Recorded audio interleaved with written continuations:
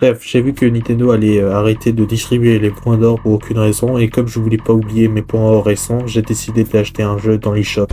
Dès que je suis rentré, je me suis rendu sur les détails de mon compte et il me restait 276 points d'or et 83 centimes. Je me suis dit que c'était beaucoup de points d'or. C'est beaucoup de points d'or! Mais je me suis rendu compte que ça ne faisait que 2 piastres 76, donc au total, il me restait 3,59 €.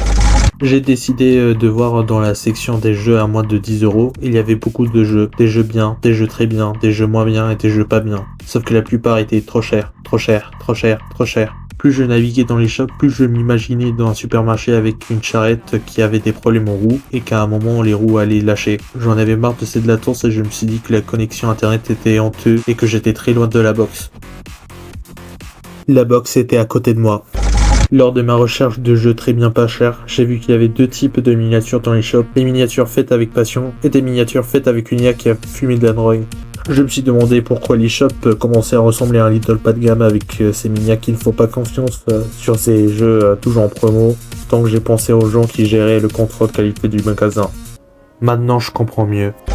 Après 25 minutes en train de charger des jeux très bien pas chers, j'en ai trouvé 4, tous en promo. Pico Park est un jeu de coopération, sauf que je n'aimais pas le mot coopération depuis que j'ai vu la vidéo de Lopok sur Pico Park.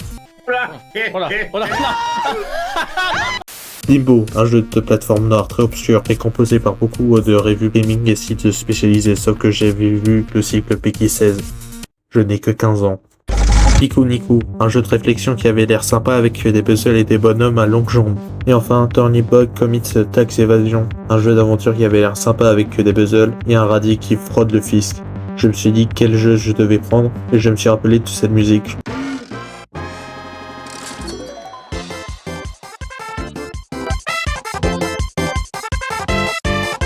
J'ai acheté Pico Niku pour 3,29 €, bref, j'ai décidé d'acheter un jeu dans l'eShop.